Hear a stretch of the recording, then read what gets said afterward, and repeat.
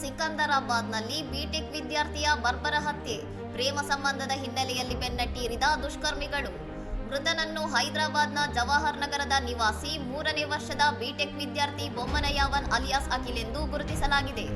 ಗುರುವಾರ ರಾತ್ರಿ ಯಾವನ್ ತನ್ನ ಮನೆಯ ಬಳಿ ಮೊಬೈಲ್ನಲ್ಲಿ ಕ್ರಿಕೆಟ್ ವೀಕ್ಷಿಸುತ್ತಿದ್ದಾಗ 3 ಮೋಟಾರ್ ಸೈಕಲ್ಗಳಲ್ಲಿ ಬಂದ ಸುಮಾರು 6 ಮಂದಿ ದುಷ್ಕರ್ಮಿಗಳು ಆಯುಧಗಳೊಂದಿಗೆ ದಾಳಿ ನಡೆಸಿದ್ದಾರೆ. ಕಳೆದ 4 ವರ್ಷಗಳಿಂದ ಯಾವನ್ ಸೀತಾ ಫಲ್ಮಂಡಿಯ ಯುವತಿಯೊಂದಿಗೆ ಸಂಬಂಧ ಹೊಂದಿದ್ದು, ಇದಕ್ಕೆ ಯುವತಿಯ ಕುಟುಂಬಸ್ಥರು ತೀವ್ರ ಆಕ್ಷೇಪ ವ್ಯಕ್ತಪಡಿಸಿ ಎಚ್ಚರಿಕೆ ನೀಡಿದ್ದರು ಎನ್ನಲಾಗಿದೆ.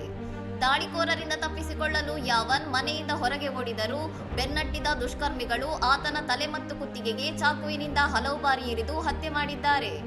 ಘಟನೆಯಿಂದ ಆಕ್ರೋಶಗೊಂಡ ಯಾವನ್ ಪೋಷಕರು ಮತ್ತು ಸ್ನೇಹಿತರು ಯುವತಿಯ ಮನೆಯ ಮುಂದೆ ಪ್ರತಿಭಟನೆ ನಡೆಸಿದ್ದು, ಮುನ್ನೆಚ್ಚರಿಕಾ ಕ್ರಮವಾಗಿ ಪ್ರದೇಶದಲ್ಲಿ ಭಾರೀ ಪೊಲೀಸ್ ಬಂದೋಬಸ್ತ್ ಮಾಡಲಾಗಿದೆ. ಇನ್ನಷ್ಟು ಸುದ್ದಿಗಳಿಗಾಗಿ ನೋಡ್ತಾ ಇರಿ ಸೌರಂ ಟಿವಿ.